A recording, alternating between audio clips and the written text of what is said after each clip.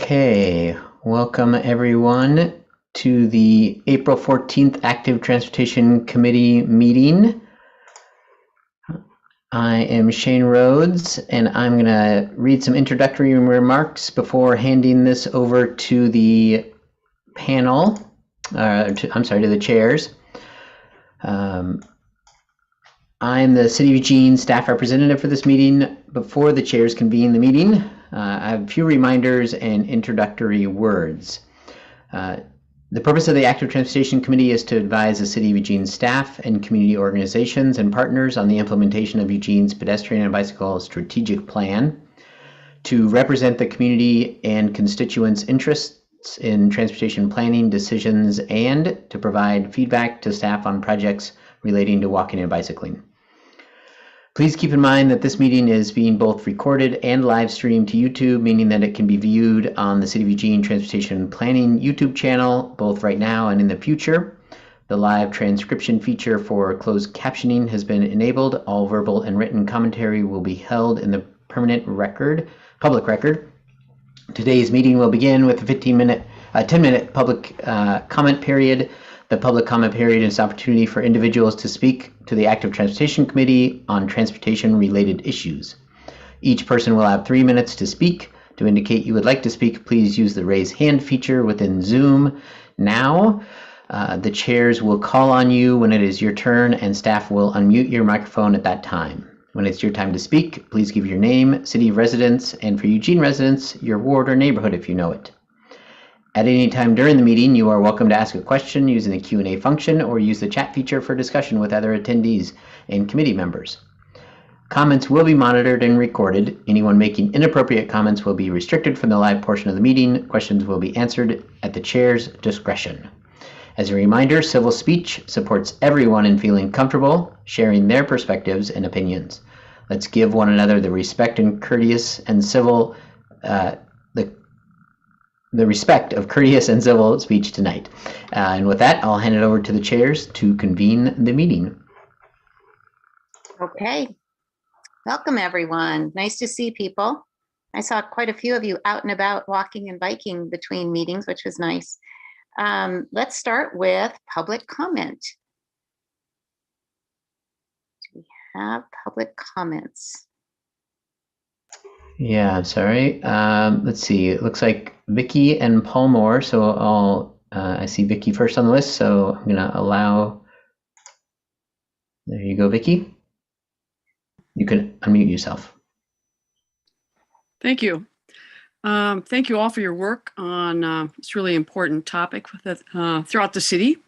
I actually have three different questions. One is multiple is the status of the e-scooter trial, the timing, and if the city council has weighed in on it for voting.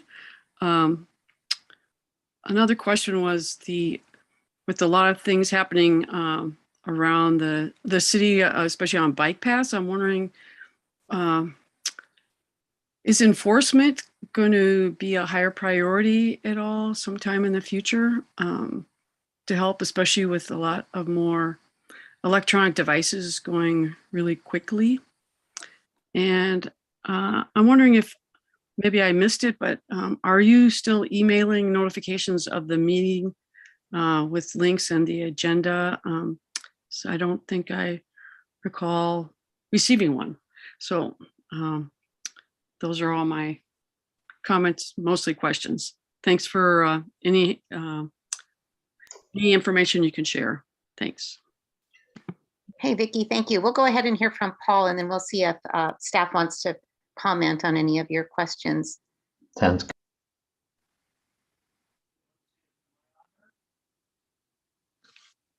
Just a second, let me help. Sorry, hold on. I need to. There we go. Now I've got a button to push and it's done. Okay. So I have a question. I was riding this week and for the first time noticed a yield sign on Amazon Path at 24th Avenue, right near Amazon Road or Street. And then coming the other way, maybe that day or the next day, also noticed the yield sign coming the other way. The fact that I, for the first time ever noticed a yield sign there makes me think they're new. And I talked to someone else who also had the same experience. So maybe that's just, maybe I just woke up from a long sleep or something. Reed's nodding his head like they've been there forever. So, you know, it's interesting because for whatever reason, I remember noticing that. And it doesn't seem like people particularly yield there. And it does seem like cars do. So actually, if nothing's changed, then I really don't really have a question or a concern, I guess. But two people seem to notice it independently this week. But okay, that's all. That's all I've got. Thank you very much. Okay, thank you, Paul. Any other comments that you see there, Shane, or? That's all that I am. Yeah, that's all I'm seeing. Okay. Does staff have anything they want to respond to there from Vicki or Paul? I can start with the Vicki pieces since I think I can answer most of those, and then let Reed answer Paul's maybe. So regarding emailing, I'm going to start backwards here.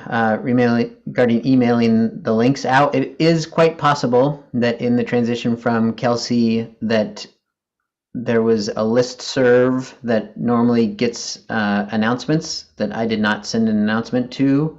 And so I will need to see what list that is. I know that we got it on the city's community calendar, and it went out in InMotion, and it went out to a listserv that I think is mostly ATC members and staff and a couple other people. And I think there might be another listserv that I don't know where that is. And so we'll have to correct that error. So thanks for raising that to my attention. On that note, we are looking to hire a community outreach coordinator to replace, try and replace Kelsey, replace that position, that staffing. And we do have about 8 applicants that we'll be reviewing. And hopefully, my hope is that that position will help facilitate these meetings moving forward. And then on to the other 2 questions. One was about enforcement being a higher priority with e-devices. A soft yes, in that some hard education is going to happen before some hard enforcement. And that's last year, as you know, we did a path etiquette campaign, and it was a lot of initial outreach and observations and sort of planning some pieces around community engagement and education. And this year we're going to be doing more direct education to people who are using devices that they're not supposed to be using or using them improperly on the paths, to be, tell them that you cannot have this device on the path, or, what the rules are and how they're breaking those rules. And so for this phase 2, that's going to be the approach. And then down the line, once those more direct education outreach efforts happen over the summer, then we'll go into working with EPD and the park ambassadors about more direct enforcement. And then e-scooter, e-shared scooter update. We do have the administrative rule being signed this week, and so we should be able to open applications very soon for one e-scooter operator to have a license to operate, and that operator will use will work in conjunction with Cascadia Mobility in operations, so that we can really connect our bike share and e-scooter share operations. And then there is a work session for City Council regarding the East Alton Baker Park piece of allowing e-scooters in the Willamette Natural Area, East Alton Baker Park area, and so that work session is going to happen on on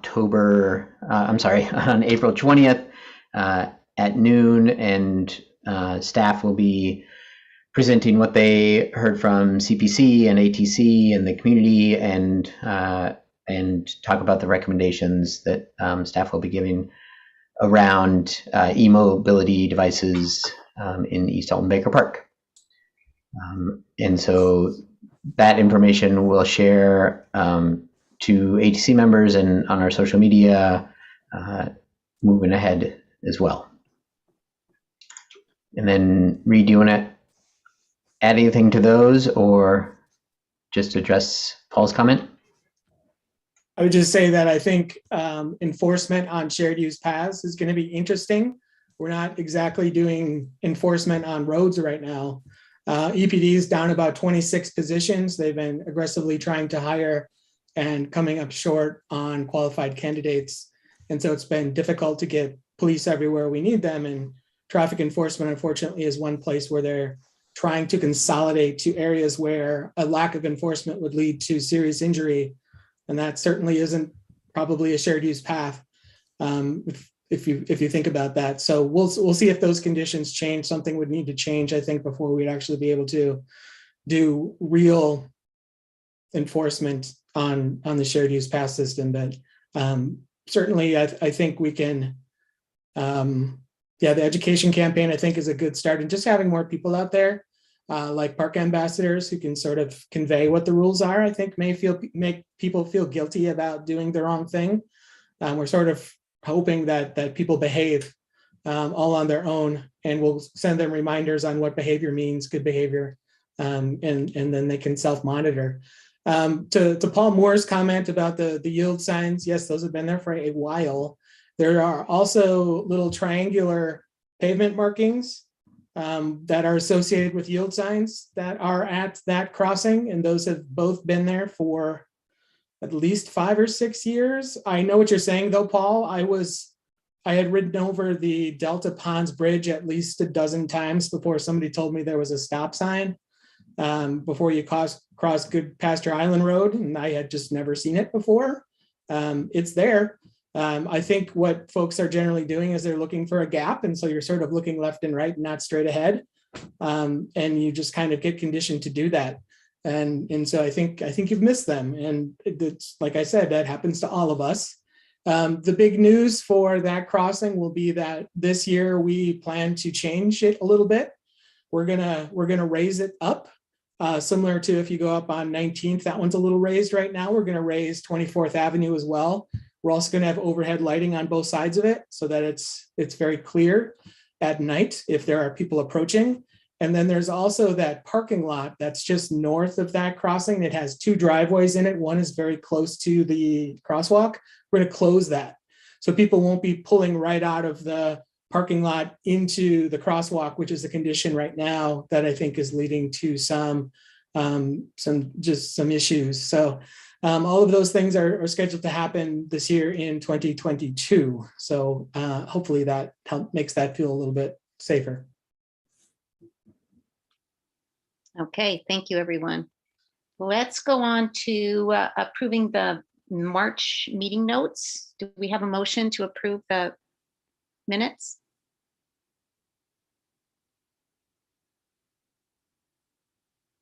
I will move approval of the minutes. Andrew, I think. Okay. And second? I second that motion. Okay, Justin seconds. All those in favor, thumbs up. Julie, are you in favor? Okay. Okay, so moved. Approved. Oh, Sue.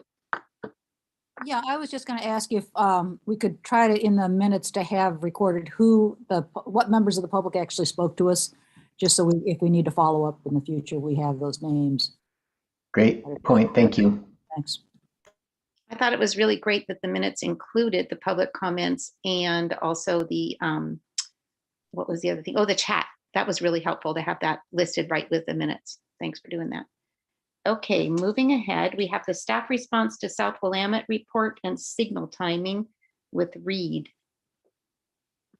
Yeah, so I shared the report, and I talked to our traffic operations and signal folks about especially the timing of the pedestrian walk signal at Woodfield Station. So just north of 29th Avenue, there's a signal that goes into Woodfield Station, which is where Market of Choice is. Those are, as I assumed, 29th and that signal at Woodfield Station are coordinated because there's so much traffic that goes through the intersection of 29th at Willamette.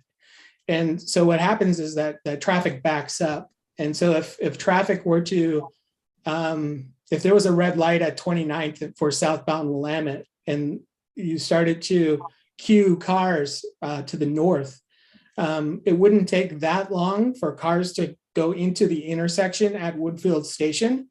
And so Woodfield Station and 29th are timed, so they basically clear out that space so that folks coming out of Woodfield Station then have some space to go into if they're trying to get to, say, 29th Avenue. And what that leads to is too long of a green cycle and not a long enough of a walk signal.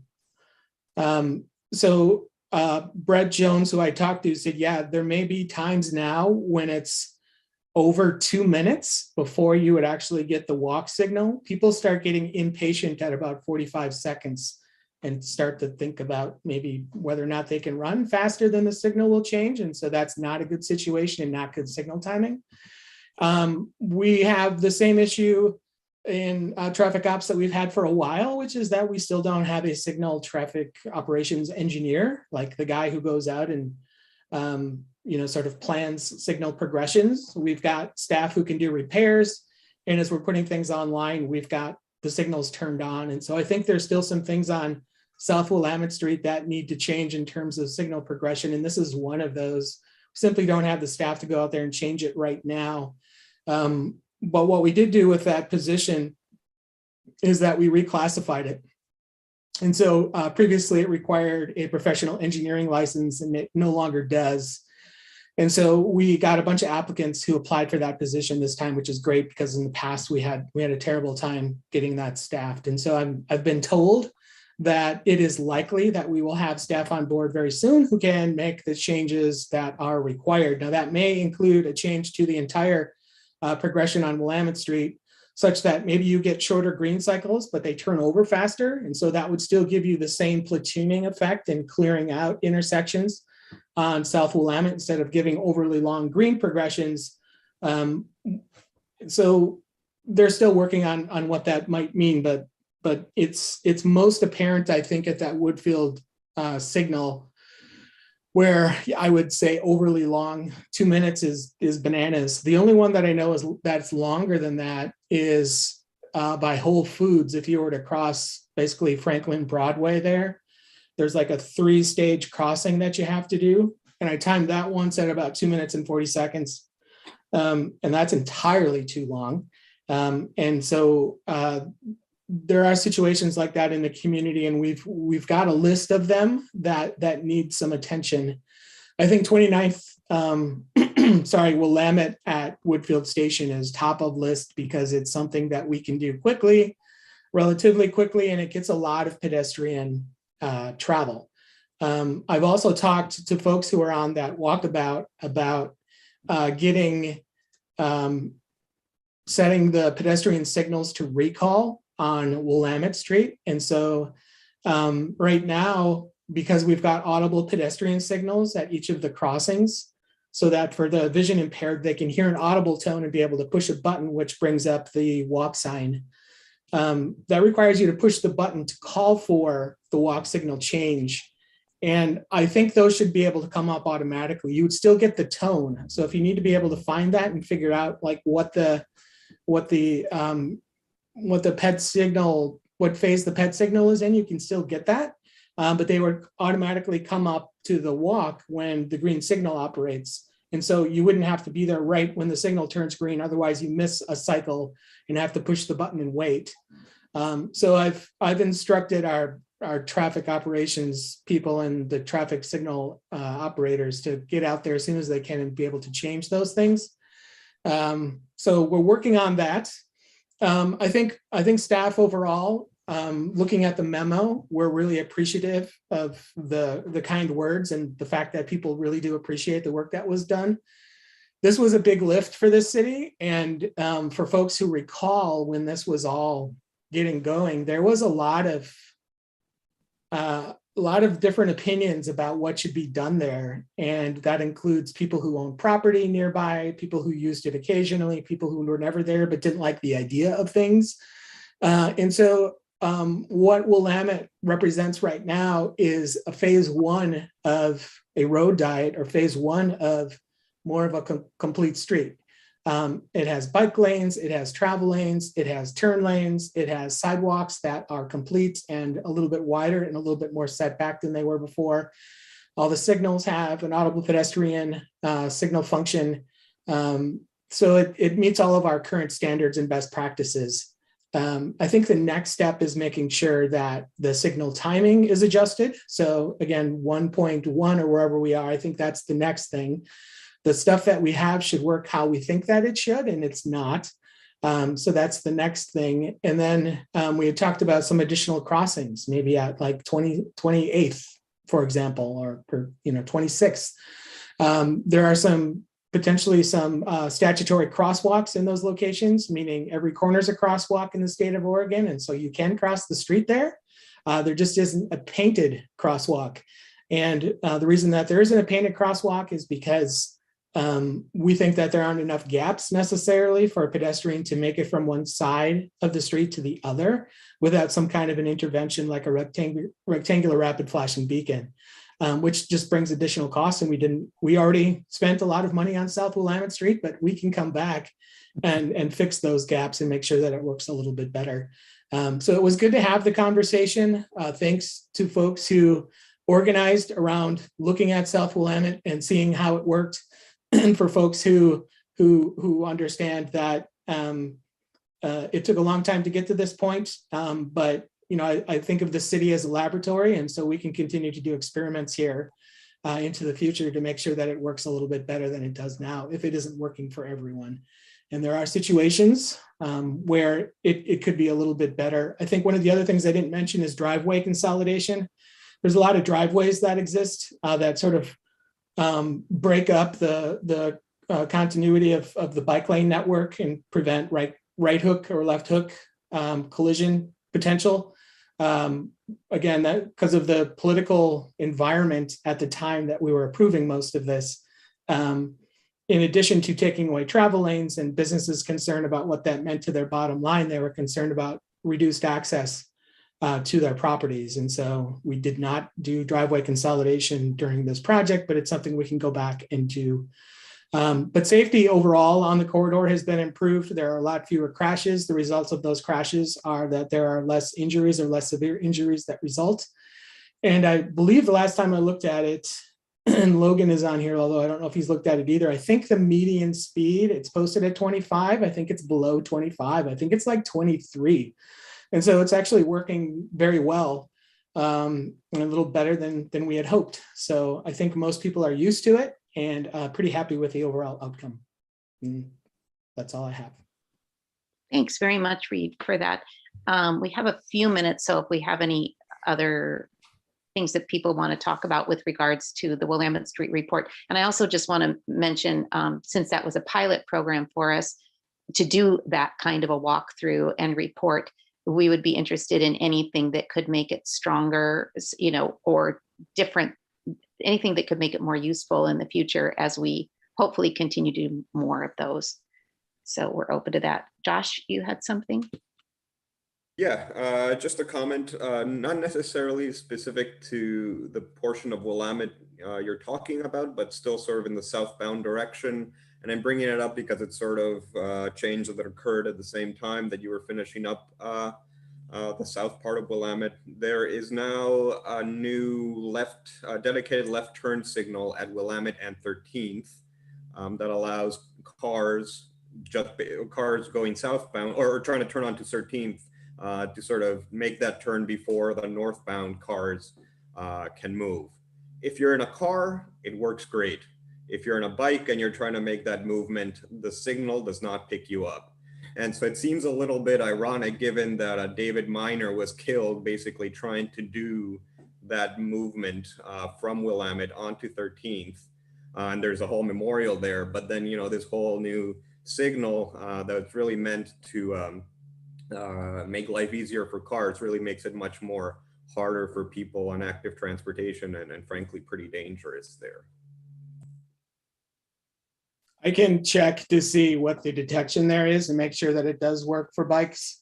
That was not added for level of service or for cars, Josh. It was added for LTD buses specifically. When the buses sort of platoon out of Eugene Station and have to turn on to 13th, there was trouble clearing out that intersection. And so that's why that was there. And they actually paid for that dedicated left signal. And it seems to be working okay from that perspective. I haven't tried it myself on a bicycle. And so I think you sent an email and I had forwarded that over to traffic ops. I have not heard back. I will make a note to send it again and just make sure that it is doing what it's supposed to do. Again, I don't know if there's a inductive loop in the pavement there or if it's camera detected. If it's camera detected, it gets pretty easy because we can aim it very, very easily. The inductive loop would be hopefully that we can turn up the gain on those, but sometimes it can be a little trickier. But yeah, thanks for bringing that up again. I lost track of it and I will follow up with traffic again. Great, thanks, Reed. Yeah, it seems to be an inductive loop. There is no noticeable camera on that signal right there. So it might be a little bit trickier, at least some signage for what people on active transportation should do. You know, further up the road, it says, you know, take the lane. So you're sort of expected to move in the same motions as cars are. But then you try to make that turn, you're sort of squeezed with cars going one way and the other way. And then you sort of have to like squeeze, you know, right as the light is turning yellow to make that turn onto the protective cycle. So I appreciate you following up. Thanks. Yeah, and it might be good, Reed, to talk to them about getting a stencil down for that if, you know, since it is a turn onto the bikeway, especially that getting some marking there of the sweet spot for that inductive loop. I did make a left there, but I had a motor vehicle behind me when I made it, and so it was difficult to tell.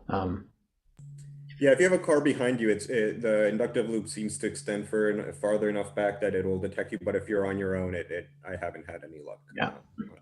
Yeah. Okay, so it sounds like Josh and Reed are on this, and maybe one of you could report back to the group on this because we're looking at really closing those information loops. And then Daniel, we've got about 3 more minutes for this topic. So if you want to go ahead. Yeah, I had asked Kelsey a few months ago before she left about the cameras and sort of what the system for the camera detection is and sort of like data retention policy around that. And I was just wondering if I could get a follow-up on sort of what service is being used and sort of what the data retention policy on that is. What I know is that it's through FLIR, so it's infrared cameras. We get the data directly to our monitors out at Roosevelt Yard. I don't know if we're storing intersection data or not. Shane is shaking his head. Yeah, my understanding is we are not storing that data. And we can double check that with traffic operations, but the last I heard from them, that was the case. I think we have the capability of storing it, but as you can appreciate, Daniel, we then have to store it somewhere and then have to come up with policies around how long to have it, who has access to it, and those sorts of things. I think Andy, our previous signal operations engineer, was sort of starting to think about that, and then he left. So as we get that position filled again, I think that's a good conversation to have. So don't lose sight of that. Let's bring that up again when we have somebody in that position who will be able to respond and potentially be able to store those data somewhere and make them accessible. Oh, thank you. And also, I would just like to add that I'd be more in favor of not storing them. But I appreciate your comment. Yeah, we currently don't. Mm-hmm.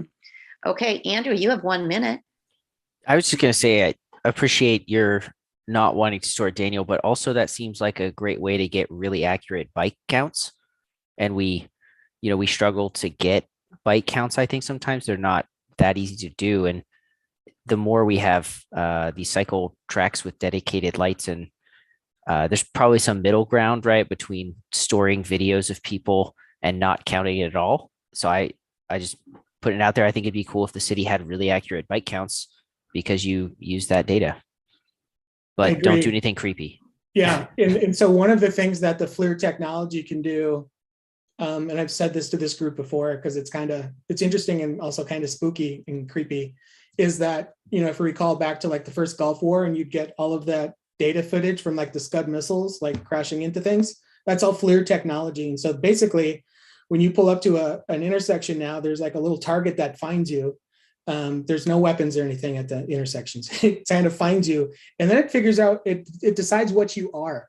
So if it decides that you're a bike, it can do things like provide you a longer green time because it can take longer for somebody on a bike to get started than a car. So it's cool technology. And as Andrew says, that has the potential to be able to count how many of those triggers occur. And so we would know how many bikes are using an intersection, which I think is cool. That does get into issues like occlusion, Andrew, where like more than one bike is waiting there. And then how do we count all of those sorts of things get a little bit tricky. But yeah, it sounds like once we get a new signals person, they should come and talk to you guys, because we probably could fill up some time asking those sorts of questions, and it would be interesting to do that. So I will make a note of that as well. Okay, so Josh and Daniel, if you could follow up on those two items. We tend to lose track of things month to month, so bring it back to the group for us, if you would, please. And we're going on to protected bike lanes updates from Reed. Oh, cool. So I wanted to talk a little bit about protected bike lanes. We're building a lot of them and very soon. So we did East Amazon exists, 13th Avenue exists. This year we're going to be starting on and hopefully completing High Street. 8th Avenue will be started. And then over the next few years, we've also got funding to do a couple more. So I did put together a PowerPoint presentation. And so I will share my screen here in a sec.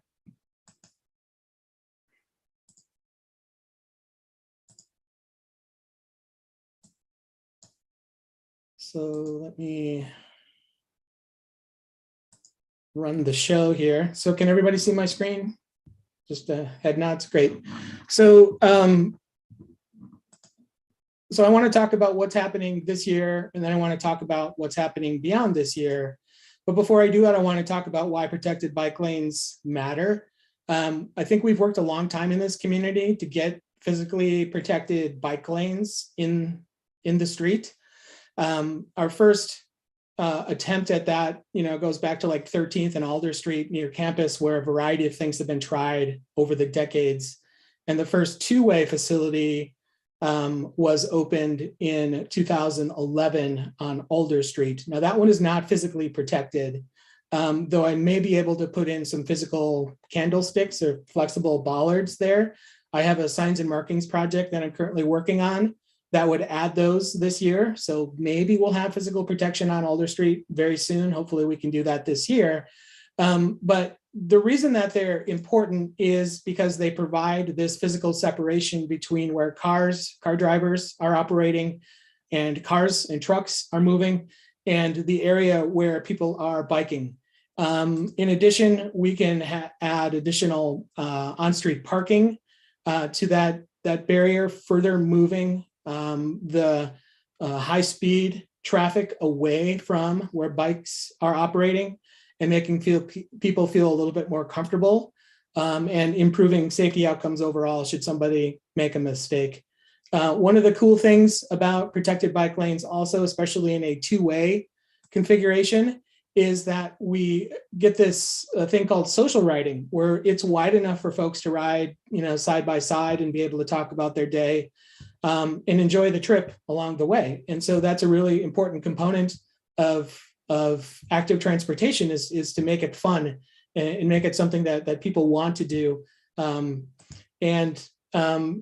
As we do that, we're making it all ages and abilities. And so it's accessible to families, for children going to school, for people new to cycling, or for folks who do not feel comfortable operating in mixed traffic. And so this ticks a lot of boxes there. We've also got a lot of policy around greenhouse gas emissions, people using cars. As we talk to folks about what would it take to get you out in a micromobility device like bike share or scooter share or on your own bike, they talk about replicating the sensation that they have when they ride along the river path. Riverbank path is pleasant. it's separated.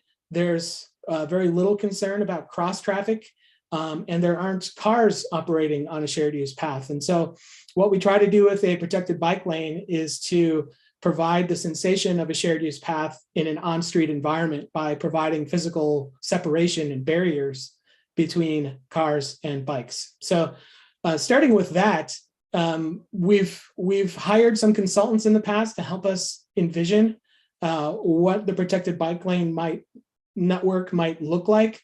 I have a slide coming up that shows what the overall vision is, and I think it can be even better than that, since we're talking about a 2017 transportation system plan where we had not necessarily tested protected bike lanes, and we're in a better position now to know what the true value is, especially as we bring online things like e-scooters and people are using more micromobility devices and looking for places to operate those safely.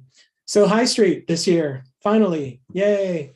It's going to be a two-way protected bikeway on High Street from 19th Avenue all the way up to 6th Avenue.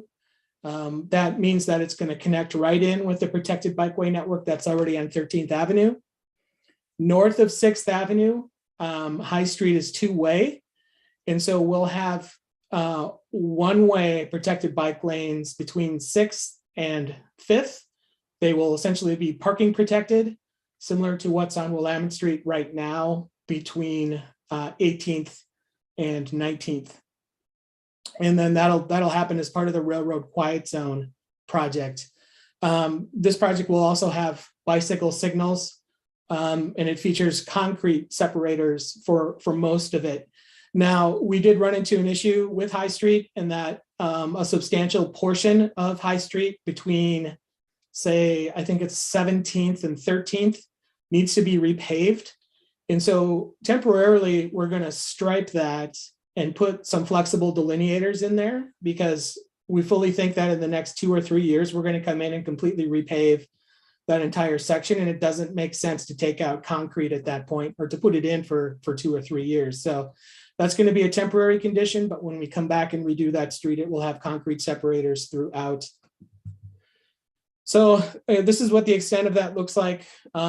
In our city, and when you look at your bike map, purple is usually a shared use path. So the Amazon path goes just west of South Eugene High School, terminates at 19th.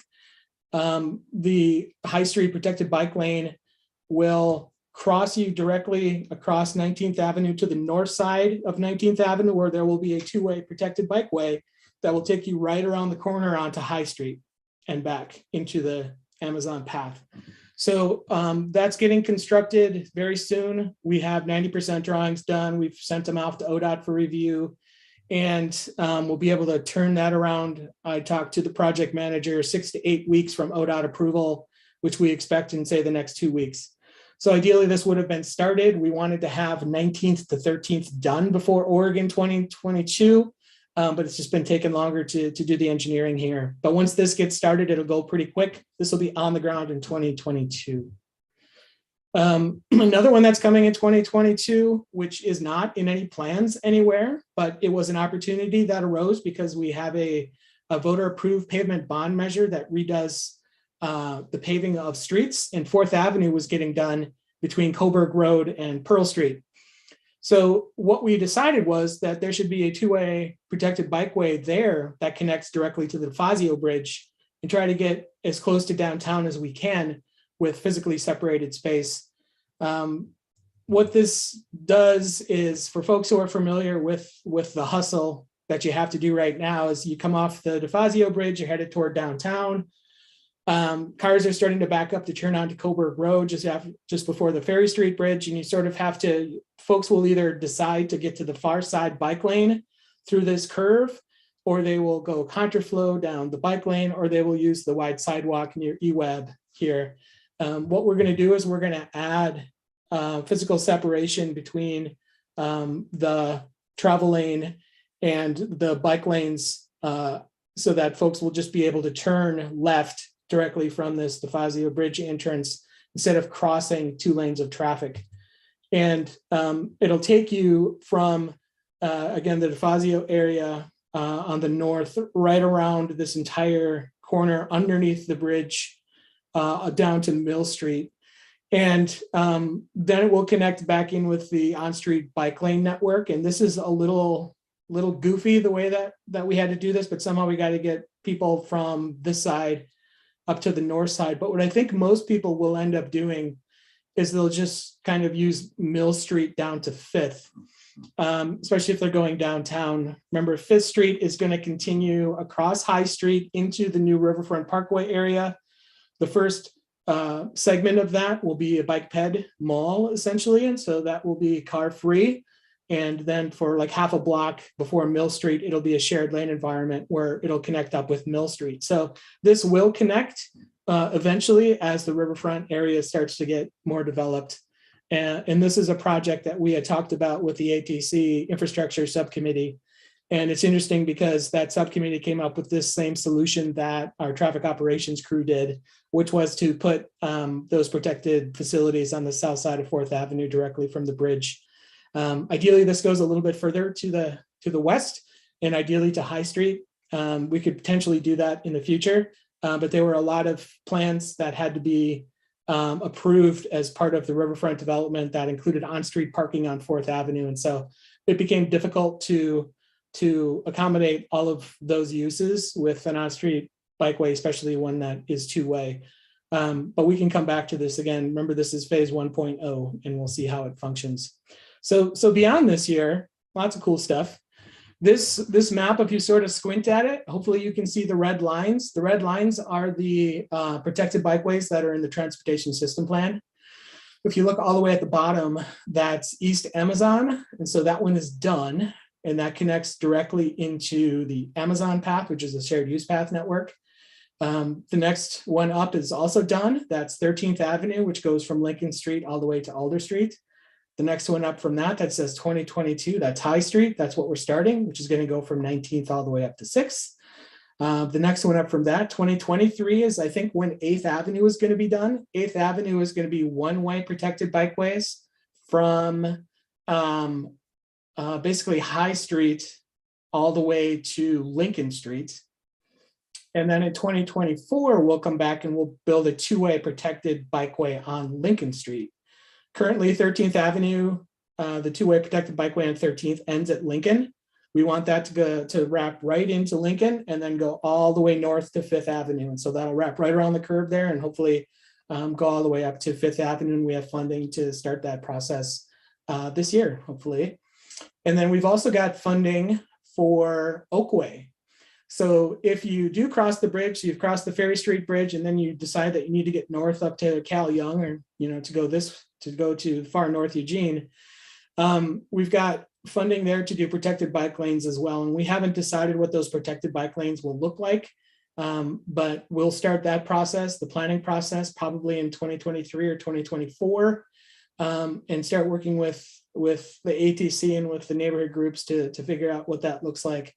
Long term, that would also include protected bike lanes on Cal Young and up into Willackenzie, which would connect into the I-5 path system. So this would all be integrated, most of this directly into the shared use path network. So you can get from South Eugene to campus to downtown, across the river, up into the Harlow neighborhood, and then over to the I-5 corridor and over to Gateway, in a shared use environment, basically, a protected environment, and one that is all ages and abilities and hopefully invites all users into that system.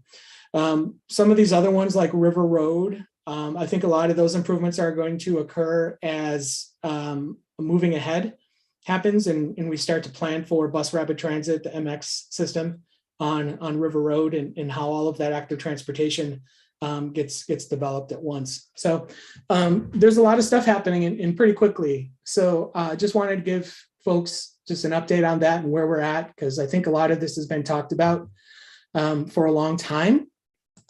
And we're getting very close to being able to open some of those facilities, or at least we'll start construction. High Street will open this year. 8th Avenue will open next year.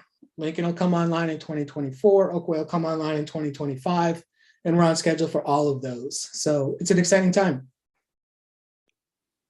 I feel so informed, don't you all? It's very good. Thank you, Reed. So we have time for some comments, and I'm also, Sue and I are hoping that the infrastructure committee is taking special note of these so that they can really drill down even further and bring back to the whole group things that might need our further attention. So like really take this, we're really looking to take this on subcommittees because we can't all do it all. So infrastructure committee, we're counting on you. And we have Andrew and then Josh. So I guess I'm curious about the beyond, because it sounds like you all have your plate full, and I would call this excellent progress if we're doing one of these a year for the next few years.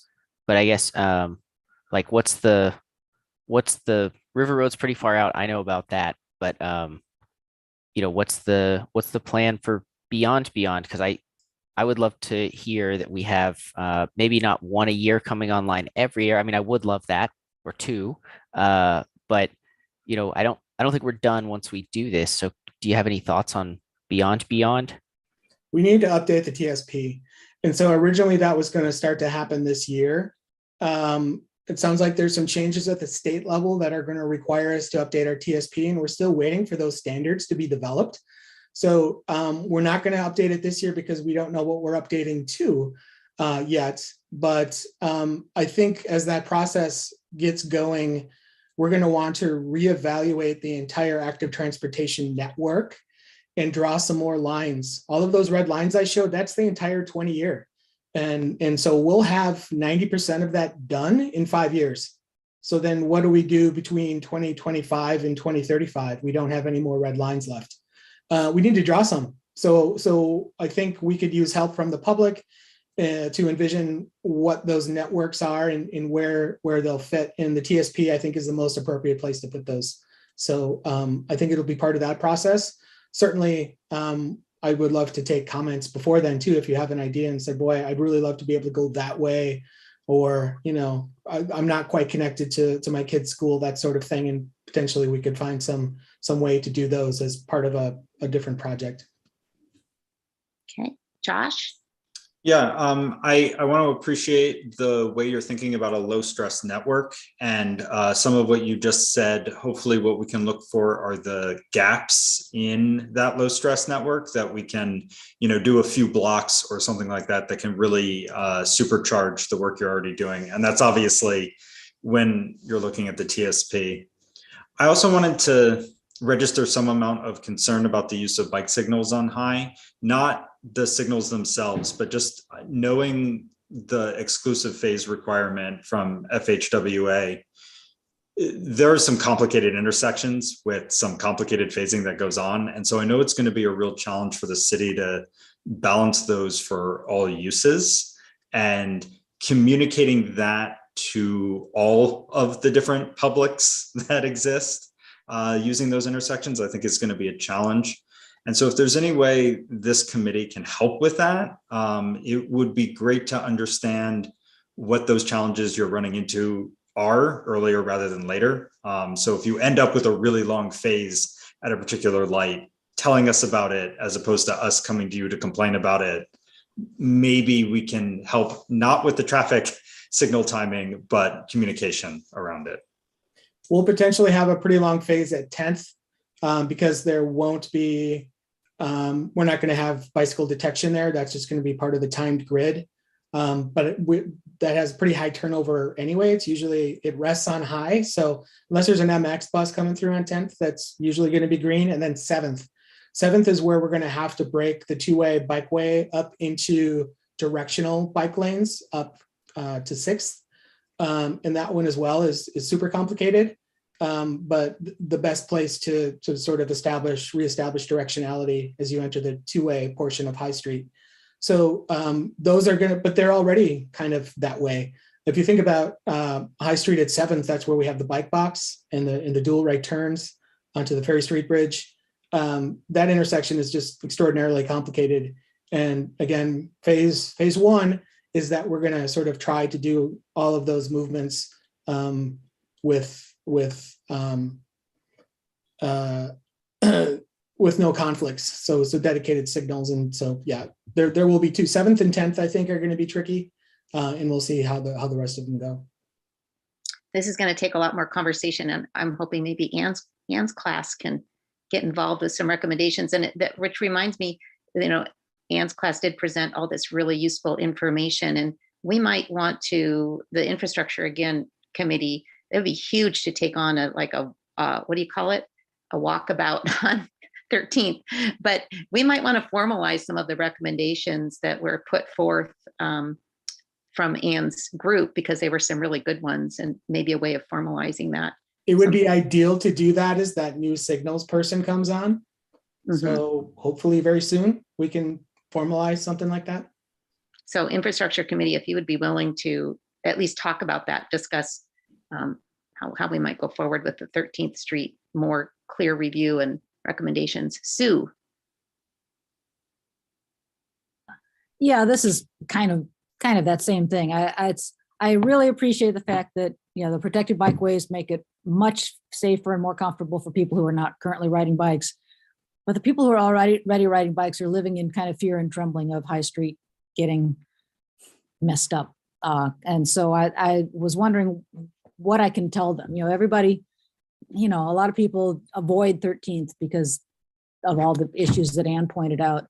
And, I hate to hear people living in fear and dread of a wonderful infrastructure project. So what can I tell them about the efficiency of travel? And there's going to be delay on High Street. That's just the nature of introducing a 2-way movement onto a 1-way street. And that's the issue that we have on 13th.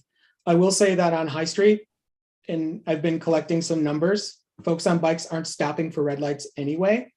I would wager that the folks who would complain about the signals are not susceptible to signals as is, and can continue to use that street as they currently do without any impact at all. Not encouraging people to break the law. I'm just saying, we're not enforcing it. People are doing it a lot. When I go to work, I am one of the only people who stops at 13th and High. One of the only people who stops at 11th and High. I'm the only person who stops at 10th. No, I do too. Oh, okay, Sue stops too. That's awesome. Yeah. Can I just clarify on some, is the bike lane, the regular old bike lane on Pearl still going to stay there? I had heard earlier studies. So I'm trying to get a better handle on when that project is going to happen. Pearl Street is in the current pavement bond measure for repaving. And so that's either going to be 2023 or 2024. We haven't started scoping it yet. So I don't think it's going to be next year. I think it's going to be 24. And the big decision that came out of Central Eugene in Motion was that we were going to put a 2-way on High and potentially eliminate the bike lane on Pearl. I know from a route perspective and for shopping, Pearl is very useful. Pearl has a lot of crashes, like 3 times as many crashes as High Street does. And so part of our Vision Zero approach is that we have to look at that through a data-driven approach. And as we look at Pearl Street, does the value of that connectivity outweigh, the injuries and severe crashes that are occurring? And I think that it probably won't. I think we're probably going to end up removing some bike lane from Pearl. Maybe not the whole thing. I'd like to see some in downtown. I'd like to see some as you approach the intersection with 18th. So I think we're going to get creative with it, but I don't think it's going to be continuous. But we haven't started that process yet. I think that's going to be a community outreach process before we begin the design. And it may be that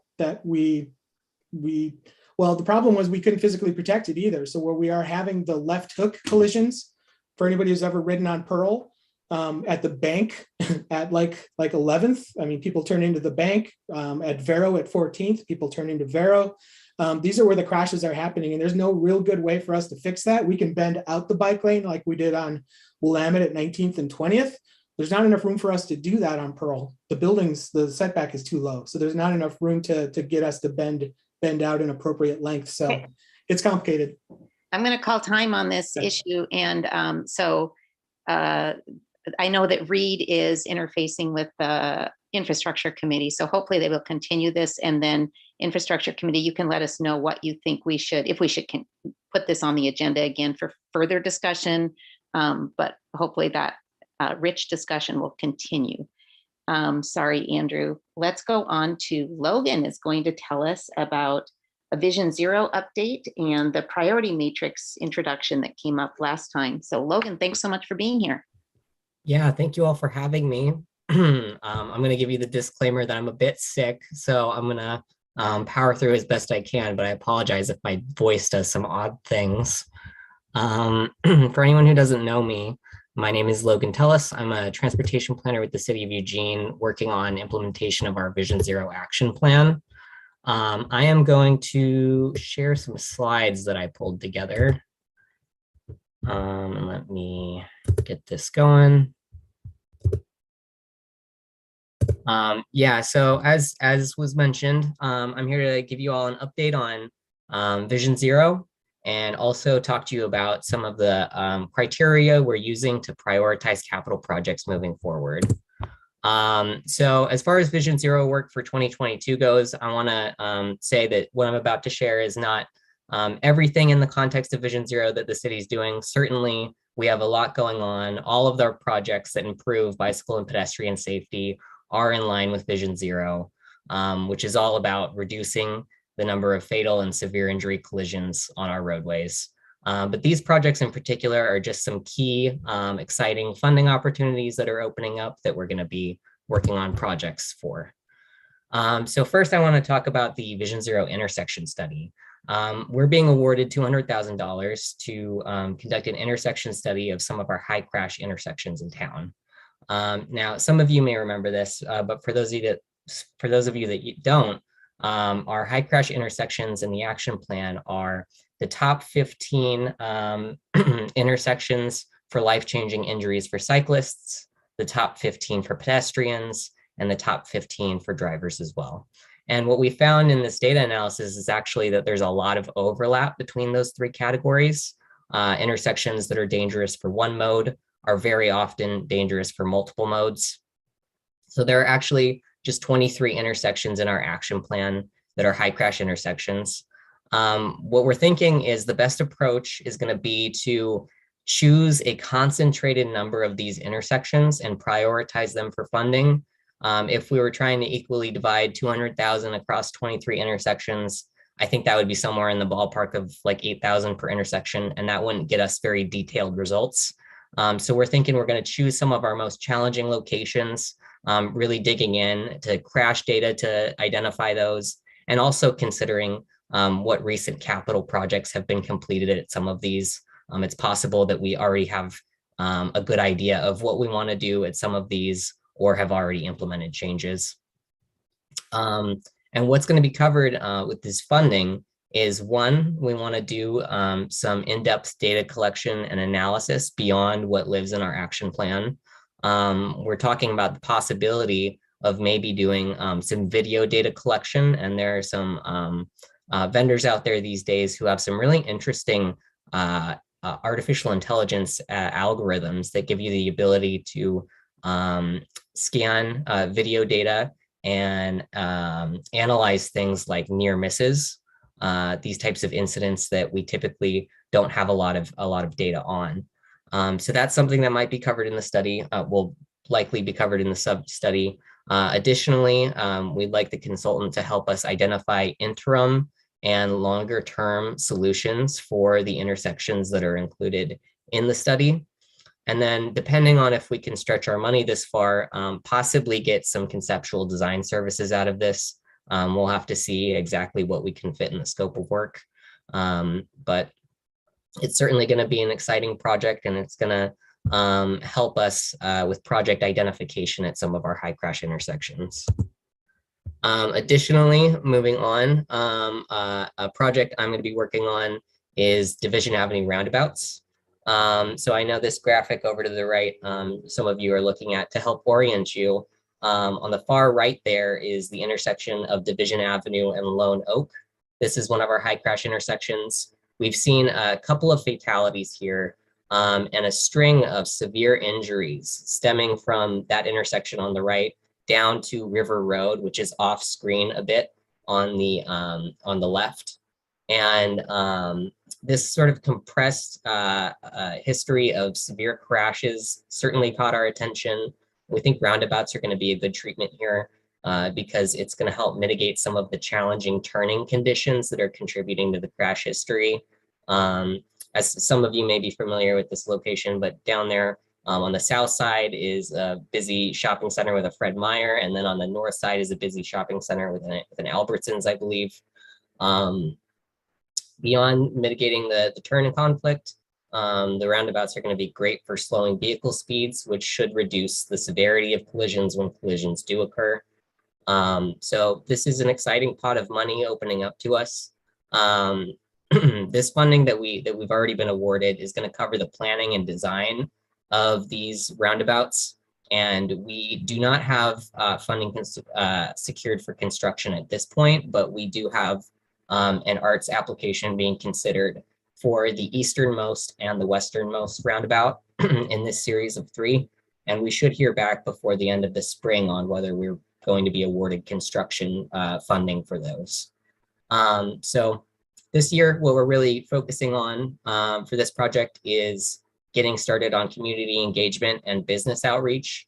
I think I have a spreadsheet of over 60 businesses that we're planning to consult as we move forward with this project, just because there's so many businesses to the north and the south, and then even more up along Lone Oak itself. So that is an area of work that we have planned and I'm excited about. I also want to highlight for you that we're doing some collaborative work with the Safe Lane Transportation Coalition. So LCOG, the City of Eugene and Springfield went on a joint grant application together, and were awarded funding to do a few different things. One, sort of subsection of that grant was geared towards marketing campaigns for safe transportation behavior, and really where that funding is going to be concentrated is coming up with regional campaigns on mitigating intoxicated driving, and then also a regional safety campaign on driving slower, not engaging in speeding. So there are regional work groups that have been meeting to help refine some of the ideas for those marketing campaigns. And right now it's just kind of in the place of waiting for the IGA to get signed so we can onboard a consultant to help with those campaigns. The other portion of this grant secured funding for safety projects constructed from low-cost temporary materials. So an example that's probably familiar with you all is the city doing something like constructing a roundabout from flexible delineators. So those types of low-cost temporary interventions are going to be able to be funded through this pot of funding that we're sharing with LCOG and the City of Springfield.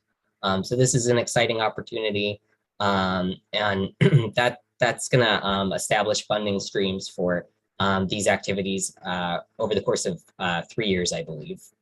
So that's a great improvement. And also, I want to mention to you all that we're in the early process of starting work on getting an RFP drafted for automated enforcement. Which for anyone who is asking what that is, red light cameras essentially at this point. And we'll be working with EPD to identify, what we're going to be looking for in a vendor. The identification of locations for a program like this likely wouldn't take place until after the RFP process and after a contract is signed with the vendor. Excuse me. Typically, these programs, you contract with a turnkey vendor, and they'll oftentimes offer video data analytics and help choosing locations that are going to be best suited for the program. So at this point in time, locations aren't being prioritized, and it's really a matter of getting started on drafting that document. And with that, why don't we move into the portion of today's presentation that's about prioritizing future capital projects. And this is really about the priority matrix that I believe Shane and Reed may have mentioned to you all. So to give you an idea of what kinds of criteria we're looking at as we move forward in prioritizing capital projects, we use a scoring system right now that looks at 36 data points across 4 large categories. So there is a safety category, a travel demand category, and equity category, which we actually weight times 1.5 because we recognize that historically in the transportation industry, equity hasn't been given its due consideration. And so we're trying to help elevate that a bit. And then also there is a climate category.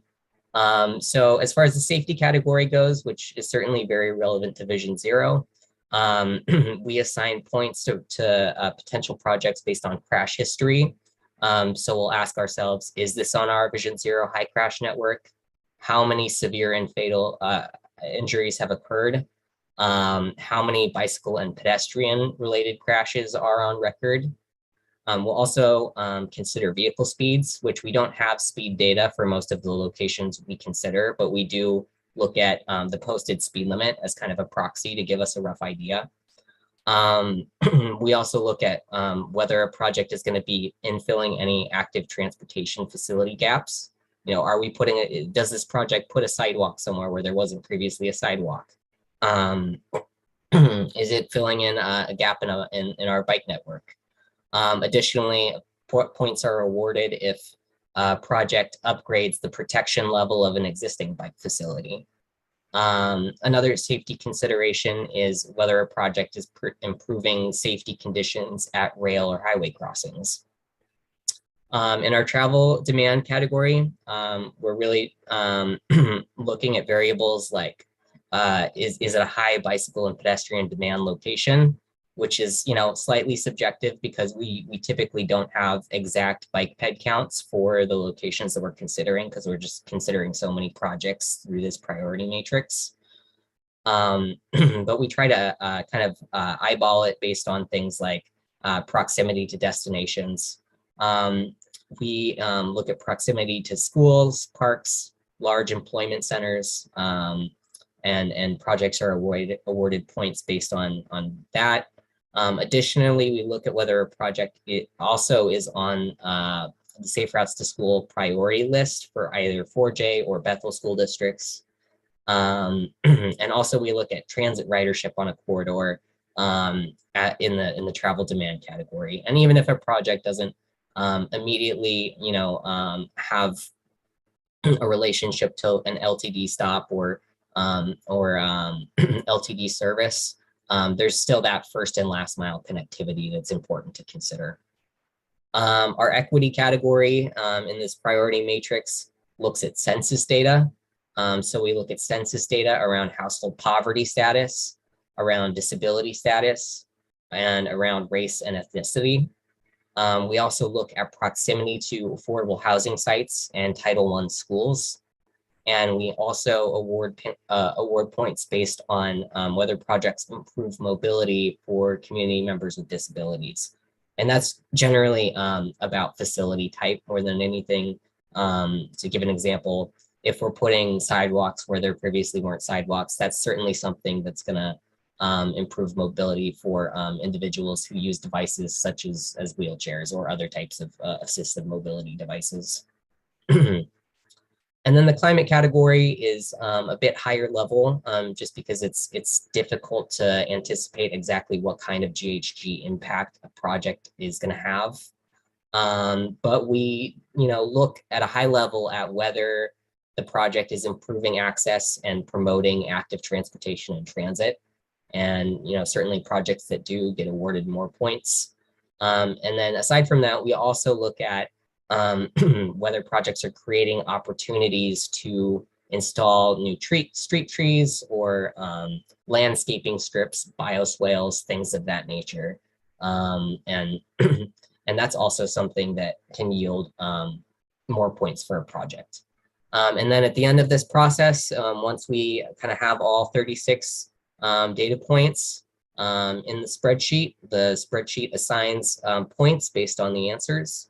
And the final score creates a ranking.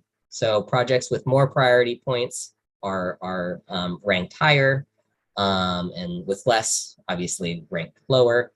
And this allows us to compare projects and just kind of get a sense of what projects, potential projects, meet more of our priorities than others. It's not necessarily the end all be all of what order we're going to build things in. But it's something that's nice to have on hand, particularly if there's a grant opportunity that comes out. To give an example, at one point, Reed and I spoke, and there was a shared use path grant that came out, and we ran all the shared use paths, and it helped with comparing some of the options that we had in our TSP and seeing which ones met more of our immediate priorities than others. And that's helpful for decision making. It's also helping us in our decision making process for the next transportation bond measure. So that's also kind of been a helpful application for this matrix. So with that, I will take a pause and give people an opportunity. If anyone has questions or comments, feel free to throw those out. Okay, we are just about at time here, but that was sure thorough. Logan needs a raise for sure. It's interesting to see how many like boxes this checks, like how integrated it is with everything. And let's hear from Alan. Yeah, I'm sorry, I got disconnected for a bit. So maybe you answered the question, Logan, but regarding this priority matrix, is that something that you'll be bringing to the infrastructure committee for comments on, or how will the ATC be involved with helping prioritize or ranking or giving input on that? You know, I'm open to talking about that and working with Reed and Shane to figure out how the infrastructure committee could be involved in either tweaking the criteria that go into the spreadsheet or reviewing the results. I'm open to having that discussion. I don't think that's necessarily been decided at this point. Okay, great. I think we could have some helpful feedback for that when it gets the time. Yeah, Logan, I think we really want you to consider us your support group and allies. I know that also the education and the communication group, let's see, which one am I on? I think it's the education one. We talked about messaging. So there's some interest in how we message things with the city. And so we would love to have a further conversation with you on that. But we see things that go out that we wish we would have been able to comment on, you know, so we can see how we can continue to interface with you. Any more comments, or I guess we are at time, but that was sure helpful. Let's go on. Logan, thank you very much. You're doing great work.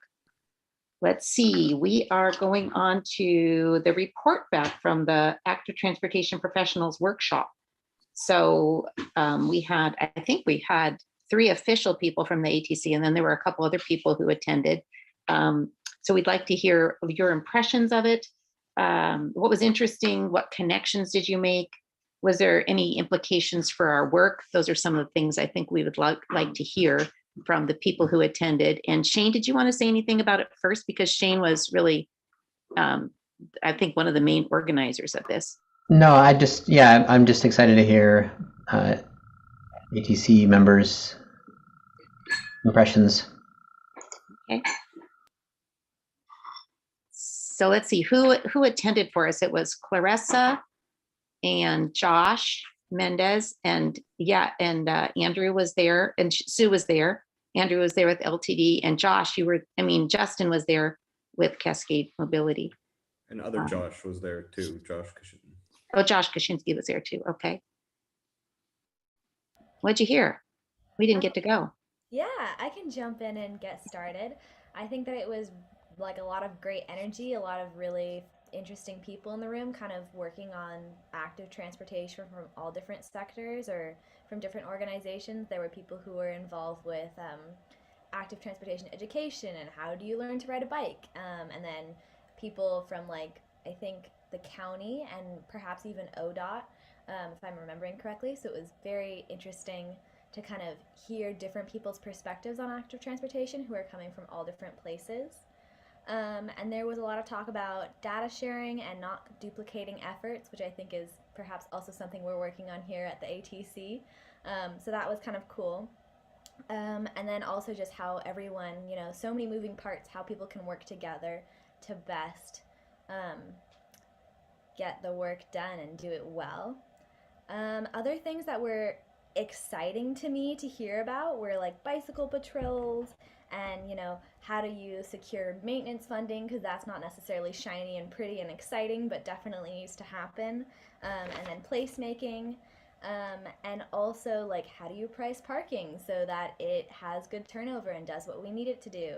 And then also traffic gardens, which I didn't know what they were. If anyone else doesn't know what they are, they're like a play structure that mimics the road so that people who don't know how to ride on the road can learn how to. It's very cool. And then also like a pump track, which would be fun to get in Eugene someday. So those were my big takeaways. Thank you, Clarissa. Anybody else, or if any members have questions for the people who attended?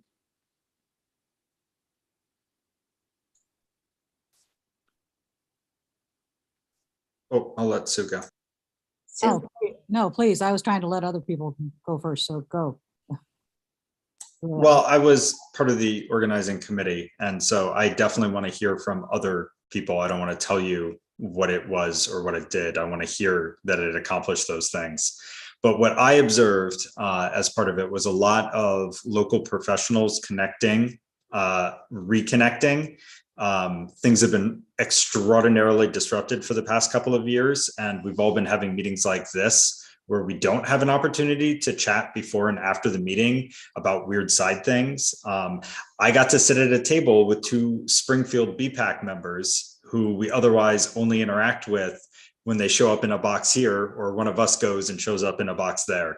And so it was really valuable from that.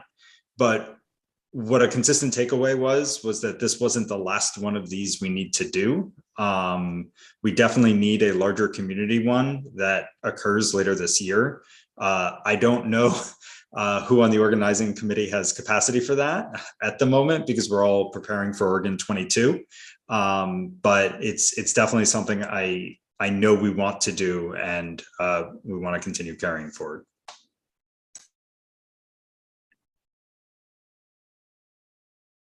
I can go next. Okay. Then we'll have Honestly, Papa. what's that? Then we'll have Papa. Okay, good. It was a really fun experience. I think everybody that got there, we've been working together a lot over Zoom, and I think people were just like happy to see each other. Shane, awesome. Thank you so much for leading the whole, like at least facilitating the beginning and in the end, and just making it a super welcoming place. I think that there was just a lot of energy that we just didn't know where to put it, and we tried our best in our 2 sessions to put it somewhere, and also trying to like make it like, I guess, like a SMART goal, or just kind of like, kind of trying to dream big. But yeah, I think that, we had really good discussions. I know that I heard from because there were 2 separate groups, one discussion, hearing from others, just like, they've been really kind of trying to deep dive, and also just like the eagerness of trying to help each other. I think that there are moments about funding, feeling like, a nonprofit like us, like Cascade Mobility or Shift Cycles, like just thinking about like, we want to, we're here, we're doing some really good work, like how can we help each other? What am I missing? Where should I go? And I think just having that kind of just like space to kind of talk to each other and have like a better relationship than just over screen was really awesome. Same thing what Josh said. I think that it's just now like, we want to, have like a deeper dive, having maybe a bigger thing, and more breakouts maybe, where we kind of feel like now we can put it down on paper, where we're actually thinking about like, what are the actual actions and objectives we want to like actually achieve. So I think it was just it was a good time to kind of just, reconnect and be human for a minute. Nice. Thanks, Justin. Papa, and then Sue, brief comments, please. Yeah, thank you for all the comments. I have a question for Clarissa in something that I'm involved in right now. I'm trying to teach a 33-year-old lady how to ride a bicycle, and it's proving to be very challenging. So I was interested in something that you saw at the workshop about pointers, how you can do this. And also you said something about teaching something structure or something about teaching people how to ride on the road, that they wouldn't be on the road exactly. So could you just clarify on that and maybe give me some pointers which might help me out? Thank you. I'm not sure if I'm the person to give you pointers on how to teach someone to ride a bike. I've tried to teach my friends and not done great jobs at it. But I do know that there are tons of people in the city who are doing that. I'm specifically remembering talking to someone named Sam there. I'm wondering if people here know what that organization was who was present at Shane, do you? Yeah, we're really lucky. We have a lot of people doing bike safety education in our community. It is mostly focused on youth bike safety education in schools, both learn to ride programs and on the road in the schools. But the River House and Campbell Community Center have had various courses, and there have been some adult learn to ride classes in the past. And I don't think any happened over COVID times, and I'm not sure what the plans are for the coming year. I definitely have some tip sheet that I can share with you on teaching adults to learn to ride a bicycle. It's a lot similar to how you teach a kid as far as balance is key, and so creating a balance bike out of a standard bicycle. And so I'll send you that tip sheet. And I guess I'll take this opportunity. I think that what folks have shared already is spot on. It really was about connection, and I think that we were missing that as a group of professionals, and that's why we organized this. And it was a great jumping off point for us to have more of those professional gatherings together, but it also really doubled down on, I know it's important for the community to get together, and I look forward to us making a plan for the fall to have a large summit. What also came out of the summit of this workshop for me was that having 2 summits will actually probably be a good idea.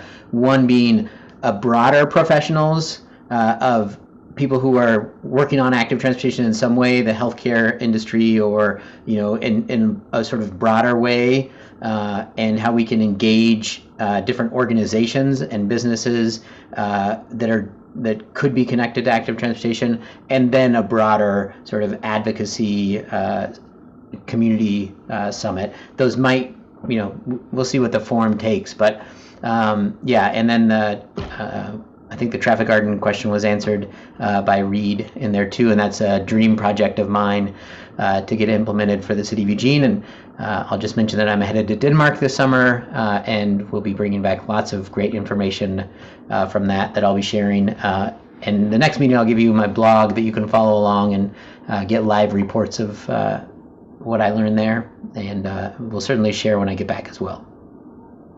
Okay, thanks. And Sue, did you want to say something?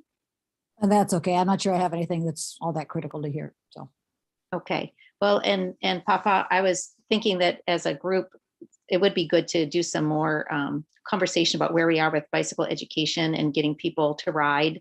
I think that's something that maybe the education committee can take on a little bit. And I want to put in a plug for having the ATC be active in planning the next community event. And I especially love Josh Mendez's idea of what's it called, Josh? An unconvention, or? Yeah, an unconvention. An unconvention. So that's like, stay tuned to that, because I'm really interested in that. Okay, let's go forward. We are at a virtual and in-person meeting discussion. So we've been meeting on Zoom for ever since I joined a couple of years, almost 2 years ago. And so there's some people are interested in meeting in person again. And we're going to have a little discussion about whether it's time to do that and how people feel about it. And Shane agreed to lead this discussion. Thanks, Shane. Yeah, and I'm going to launch a poll, but basically we are talking about the potential of meeting in person again, and we have a couple different ways we can think about doing that. We have, the potential of just going right back to where we were and, meeting in the Sloat conference room in the atrium and, keeping it as it was.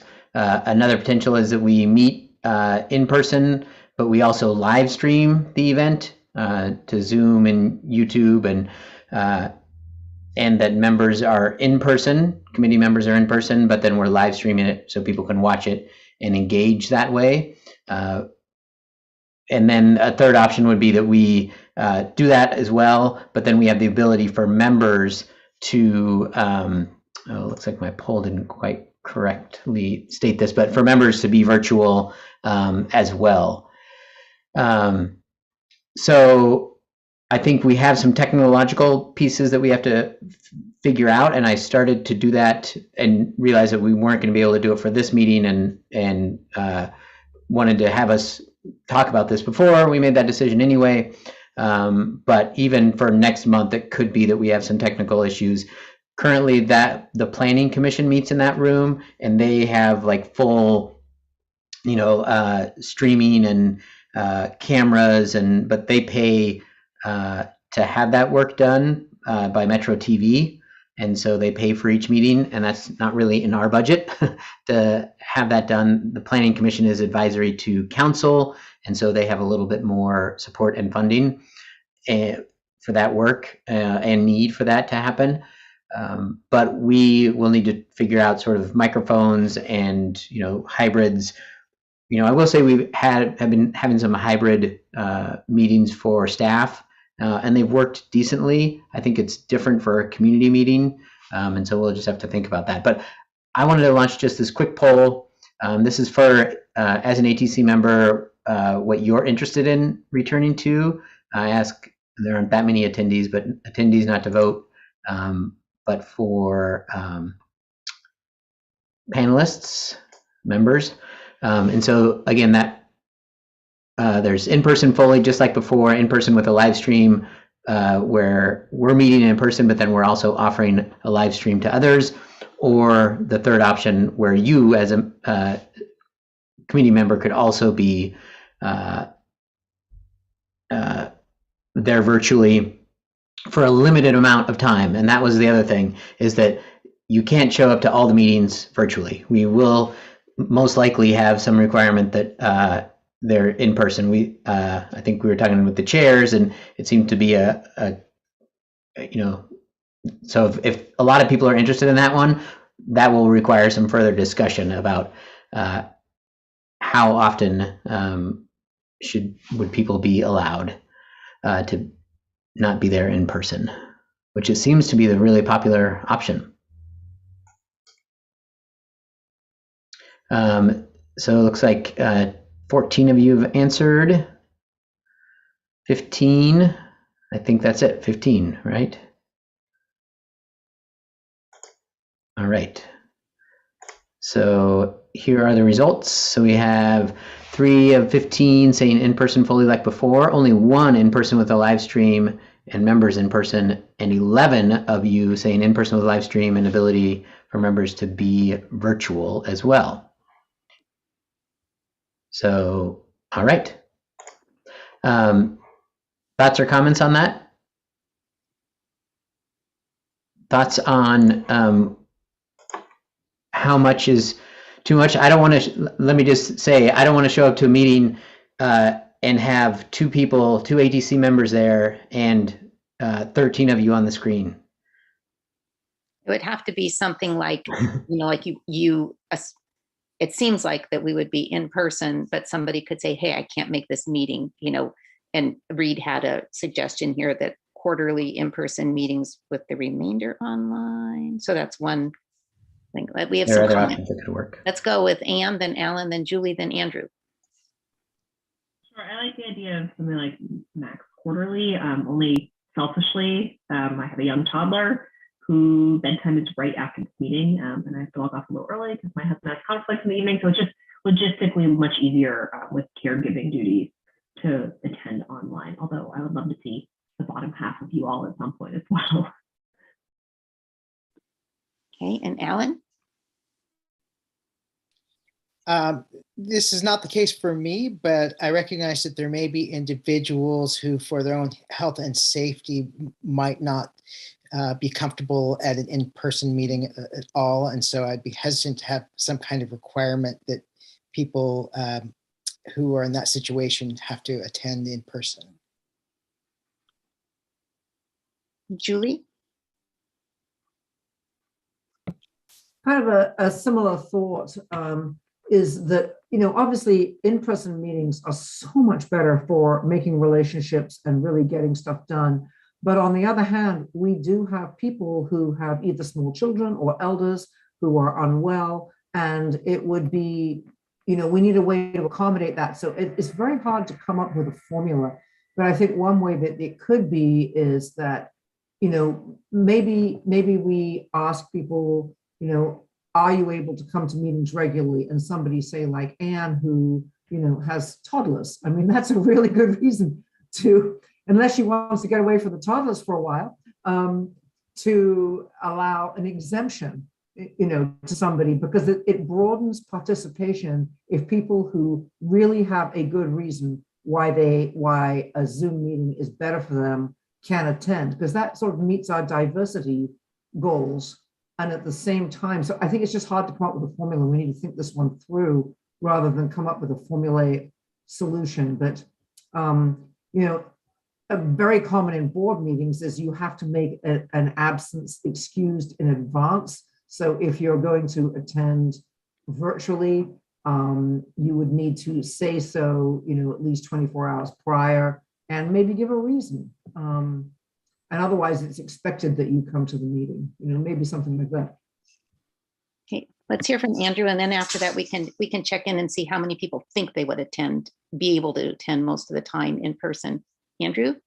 I was just going to say, Claire noted we did the Whitaker Community Council hybrid elections last night, and that's probably the best hybrid meeting I've been to, but I haven't been to a really good one yet. It's just hard, like whatever service, like in person or Zoom, whichever one has more people, that tends to dominate in my experience. And I imagine the world's going to have to get better at that, and we'll figure out some new protocols. But I was just going to note, if we're staying online, as much as I really want to see all you in person, this works pretty well. And so I would hate to see that not be an option. Personally, I'd rather be in the room. But like I said, I would hate for people who, if we had 3 or 4 people who were online, to not have them have as much space as everyone else on the committee. So just a consideration, not arguing for one thing or the other. Could we have a show of hands then about how many people are in a position to be there at most times in person and would make an effort to do that? How many people think that they could do that? So everybody except for maybe a couple people. So it's that could work. Okay. How do we go forward from here?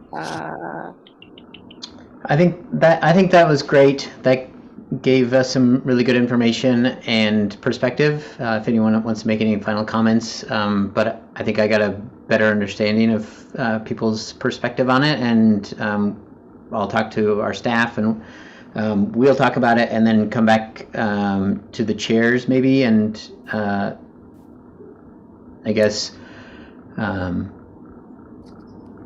Yeah, I'm not sure. I'm guessing that the next meeting will probably be virtual as we continue to sort of finalize, so that we can sort of let you know what we would propose, and then you can approve that or make recommendations on a change. But it sounds like we are aiming for the hybrid style meeting.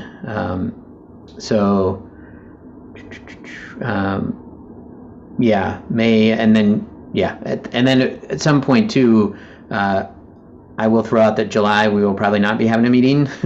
Just thinking about Oregon 22, and we often take 1 month off in the summer, or we have in the past. Yeah, as Reed mentions, taking July off.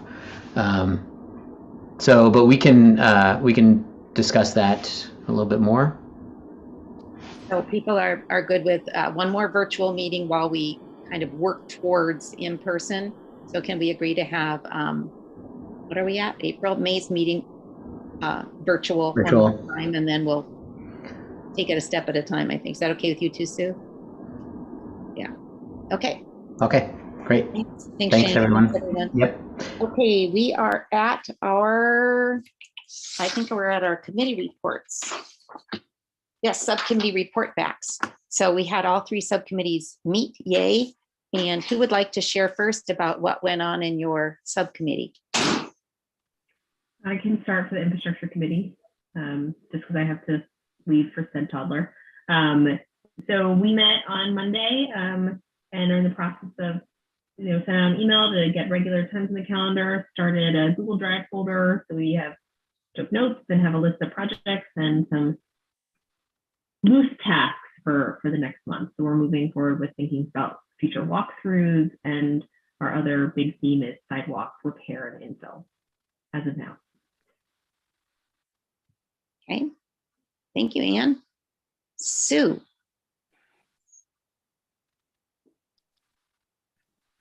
Yeah, as far as the communications committee, we did meet. We agreed that our regular monthly meeting time is going to be the 4th Thursday of each month at 5 p.m.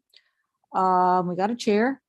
We kind of talked a little bit about what the role of, what do we mean by for the communications committee to do, and sort of nailed down that it's two-way. It goes in 2 directions. First is our reporting out to the community, various groups, both what the ATC is and what it does, but then also what the city is doing in terms of active transportation and what they can expect and that sort of stuff. And then the other direction is, okay, to report things that we glean from the community members as well as our own ideas and transmit that to the staff. So it's communications in both directions. We talked about a number of different ways of reaching out to the community. We talked a little bit about neighborhood associations and pluses and minuses, as well as other community-based organizations, especially trying to address the equity question a little bit. But in the meantime, what we also realized was that Mayor's Bike Month is coming up, and so in the short term, we were wondering if we could get the rest buy-in from the rest of you guys. Could we have some sort of event, probably on the riverbank path, ideally with some food or something, just to try to snag people as they're riding down the path and talk to them a little bit about what the ATC is and what do you want to tell us, and try to structure in some way that hopefully with food of some kind to get them to stop and get them to talk with us and know that we exist and that we can get some feedback from them. So we were wondering whether the rest of the ATC is willing to buy into that and help with it. And also we were wondering, is there any money for food? Some people were talking about a barbecue. I was thinking it might just be cookies or ice cream or something, but food is a good way to get people to come. So is there any budget at all for that in Mayor's Bike Month? So those are the 2 questions. Is the ATC willing to support it and help with it? And is there any funding for basically food is probably all we need, food and maybe paper, supply signage, that kind of thing. Let's see. Yeah, we have time to chat about that for just a second, I think. So 2 questions on the table, 2 informal questions. One is Shane, do you know anything about if there would be funding, or is that something we'd have to get back? I think Shane stepped out for a second. I think that there probably is money. I just wrote in the notes that when we did breakfast at Bike Bridges, the donuts, we didn't have donuts. The bagels were donated by Full City. We'd get the cream cheese donated as well. Most of what we brought coffee was donated. It was all donated. So it could be that we don't have to spend money, but we will have to, make some phone calls and see if see if there are vendors ready to donate. And we could go back to the ones that have traditionally donated. I think, as I mentioned, Full City, I think coffee and bagels. No, we got bagels from Bagel Sphere. So yeah, anyway, there's vendors out there that have donated free of charge stuff to eat and drink, and that might be an option. Otherwise, yeah, Shane would have a better option on what money's available, but I would think we could do that. So it sounds like the main goals would be visibility of the ATC group. Is that right? And then maybe some communication with the public. Is that what you're? Yeah, that's kind of two things. Basic idea. Yeah. It'd be nice to have like a couple survey questions, as long as we're interfacing with people, maybe collect some, information or something. So is there, do people feel like they might be able to, this is not a commitment right now, but I think that the communications committee is looking for if there's interest in that from the ATC. So maybe we could put your thumb up if you think it's something that you might be willing to participate in, and you think it's a good idea to get out there, or thumb sideways if you're not sure, or thumbs up, thumb sideways. So communications committee, there you go. Is that, and do you, it's like, that's just a gauge of. Okay, yeah, I mean, we've got a grand total of one. We'll meet on April 28th, and that's our opportunity to put the whole thing together. I should also say Daniel was working on just a couple of slides. I don't know if we could use them on the riverfront, but at any rate, just a couple slides about what the ATC is and why people should care. And we also wanted to stress the fact that, we're a city. We are not the city. We're people just like you. So because I think it's hard sometimes to get people. They think, it's the government doing all this stuff. It's like, no, we're just people. We're just people. Reed? Just taking lessons from Breakfast at the Bike Bridges again, it sounds like this event would be similar to that. Having the bike mechanics there, I think, was also a huge draw, because folks who have a sticking brake or their bike isn't shifting properly will stop and then generally engage in conversation. And, I think with etiquette campaigns and everything else that we have on the shared use path system, that we want people to have functional bikes. And so, we might be able to donate bells too. So bells are usually very popular at those events. And so, we want to have everything on offer that is going to help people be a successful bike commuter or walker, whatever they need. Mm-hmm. Is that something I could follow up with you, Reed?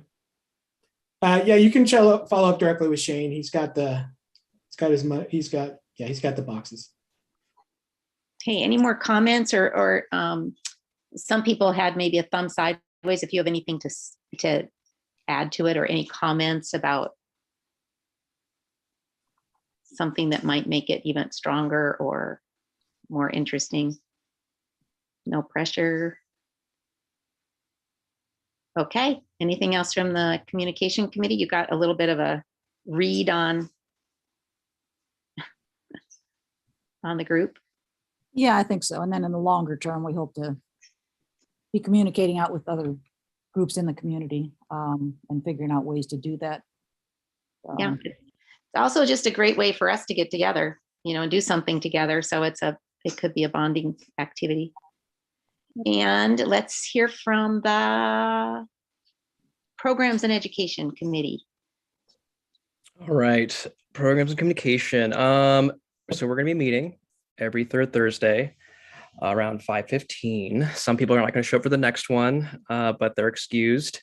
And our first meeting went pretty well. I think, honestly, we kind of started off with like, what is the freedom of this committee? Like, what's the leeway of this subcommittee? What can we do? And then, we kind of dived into like the messaging of transportation messaging coming out of the city, and just like, what are y'all doing? What's the city doing right now? And is this something like, can we be a part of that? Like, how do we educate folks on, topics of safety, or what are the priorities of the city at this point about anything around active transportation education?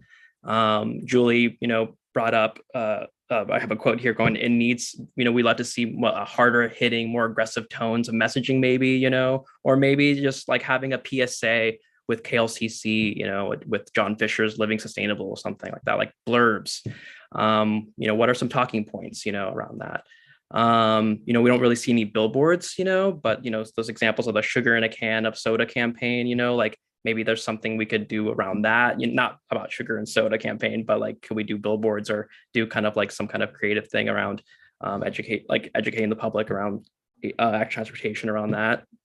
And also, we're thinking of like, we might need some more information ourselves about like what, because it's coming out of these 2 years and not really being out, maybe we need to dream bigger, think bigger, and maybe we just need to like kind of look at what other cities across the country are doing around education. And maybe from there, we can kind of get inspired to really focus, what this group wants to do.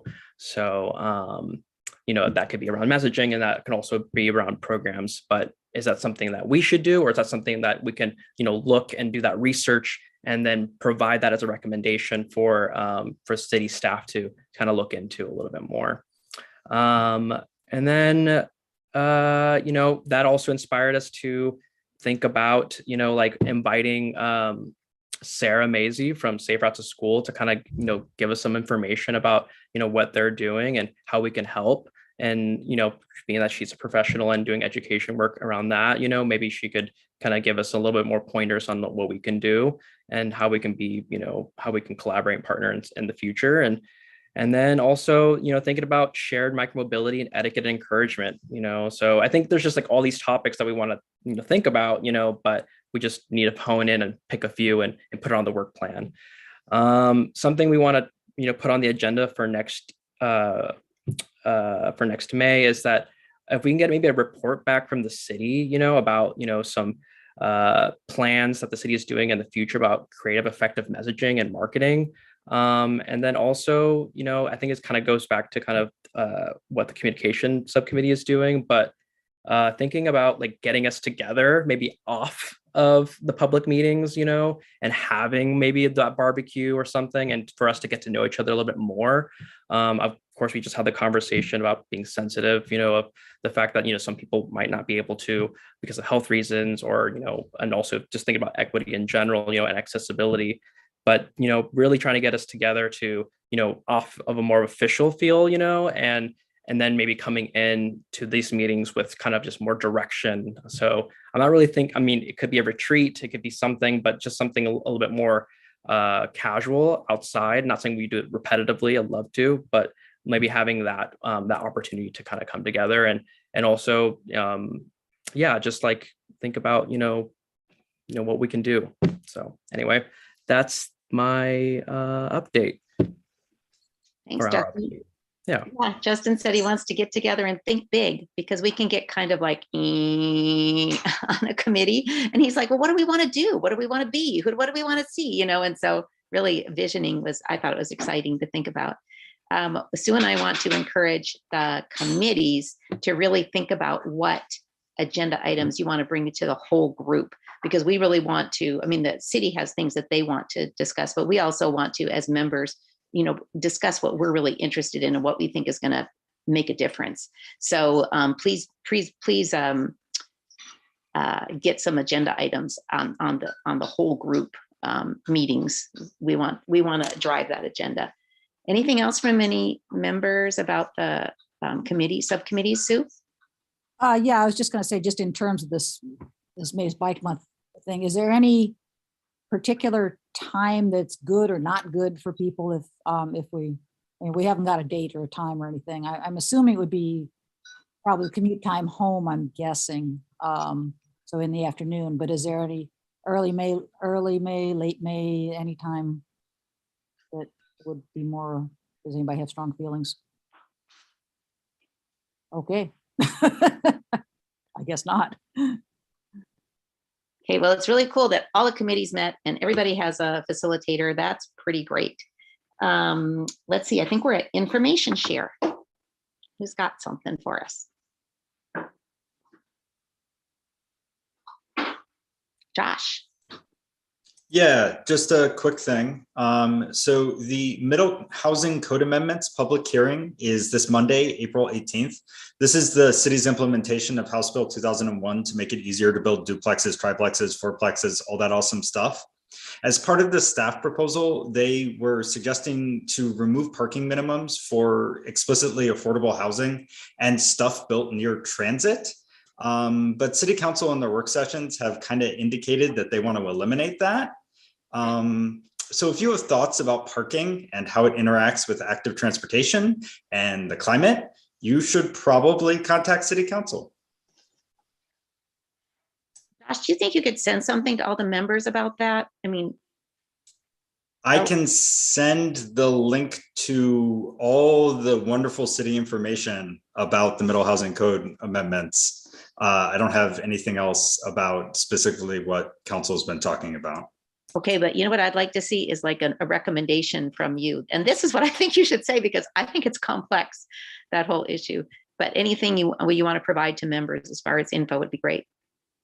Okay, I'll try and send something out to the committee. Thank you. Reed and then Shane.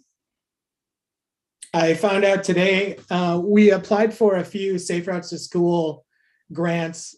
Some of those are infrastructure grants and we haven't found out about those yet, but we applied in Bethel for a planning assistance grant that will have a consultant look at Echo Hollow in that corridor adjacent to Cascade Middle School.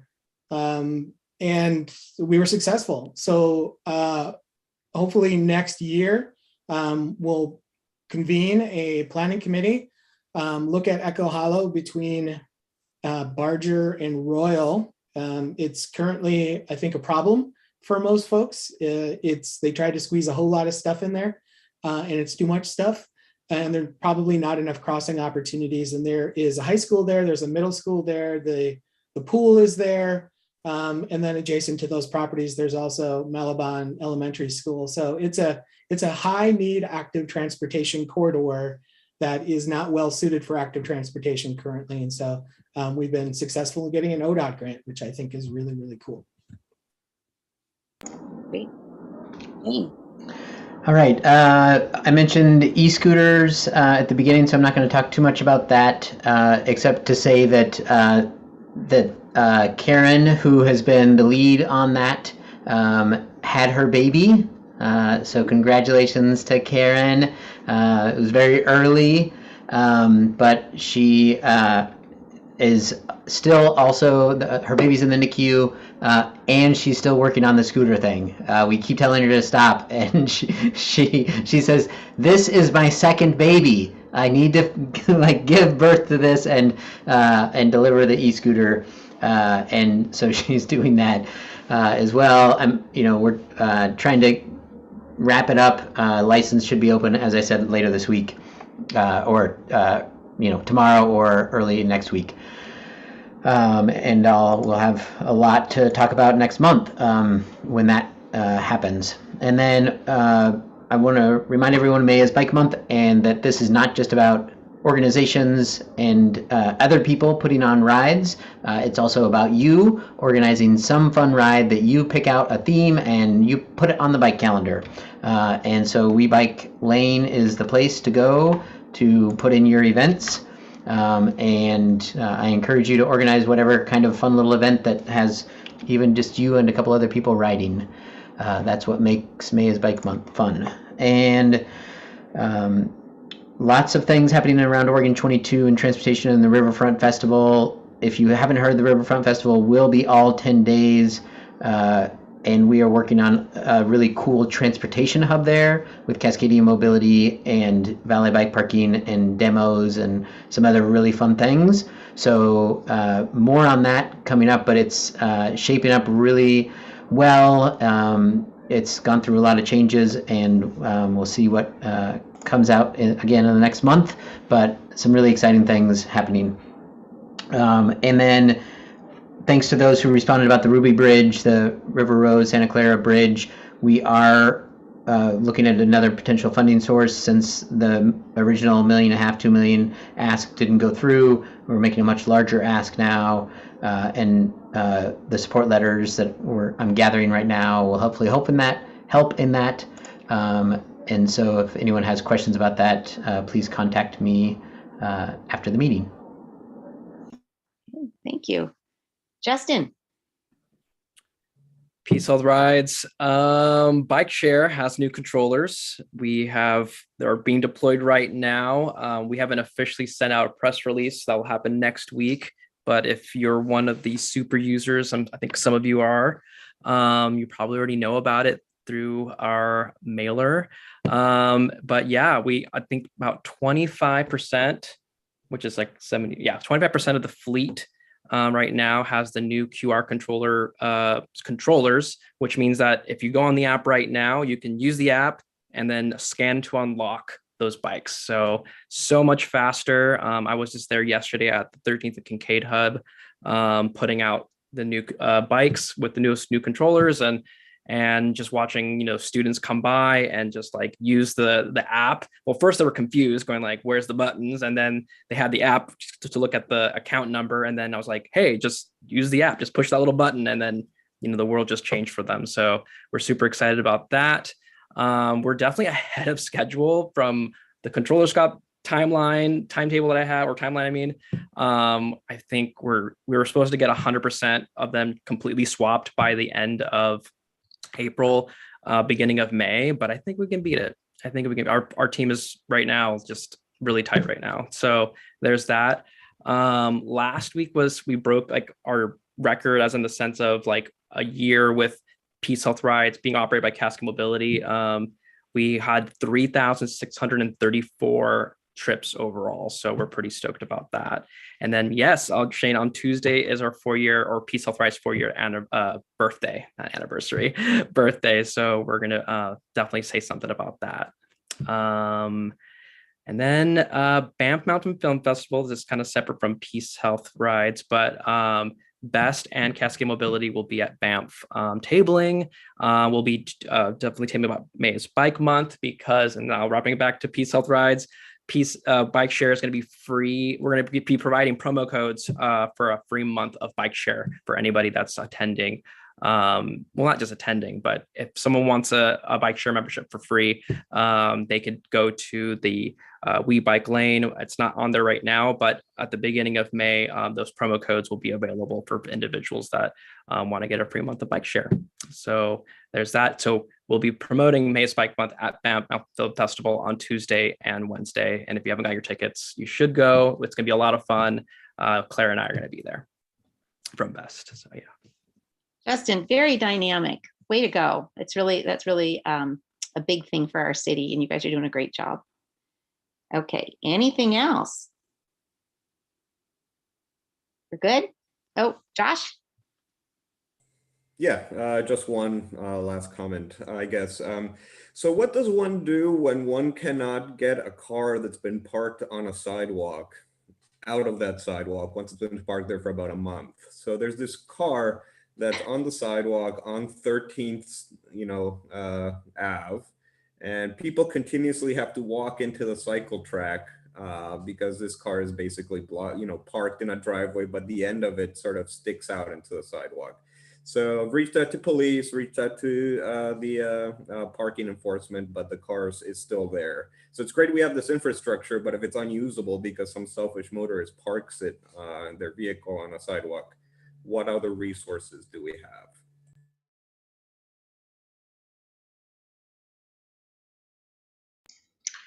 If you've already reported it to the police and to our parking group, I don't know what more I can necessarily add to that. I think that, my guess is that they are getting tickets and not carrying.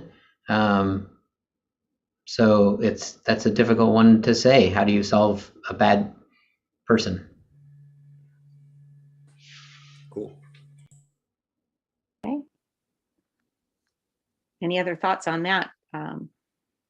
Yeah, that's no good. Sue. Yeah, I was just going to say the Free Bikes for Kids is coming up very soon. Last I heard, they still could use some help, especially, people like me who are klutzes can help a little bit, but especially if you're a mechanic, if you know how to It's a basic bike. They've got the tools there. They got the bikes there. It's kind of a fun thing to do, and they could use some help from mechanics to get these bikes ready to give away to kids. So just go to the website for Free Bikes for Kids or Shift Community Cycles, and you can sign up for a shift. They're every evening pretty much. Oops. I just texted Justin by accident, but Shane, I heard there's a Kittical Mass ride. Oh, thank you. Yes, there is. We are going to have a Kittical Mass ride next Friday from Monroe Park over to Prince Puckler's, well, the park behind Prince Puckler's, and we're going to stop and grab some pizza on the way to eat in the park. So it's a birthday ride as well, just to celebrate spring and sort of a rebirth of some kind for Kittical Mass, and to kind of lead up to a May ride. I was really excited. I saw that Germany has really taken on the Kittical Mass flag, and they are organizing a mass Kittical Mass ride throughout Germany, but then also throughout Europe and now the world. And so we're going to join in with the original Kittical Mass location. And so we'll put our pin on the map as well. So it's kind of to grease the wheels of getting us used to doing the rides again that we're going to do in April, and then an even bigger one in May. Really cool. Okay, everybody, we're done. Good night.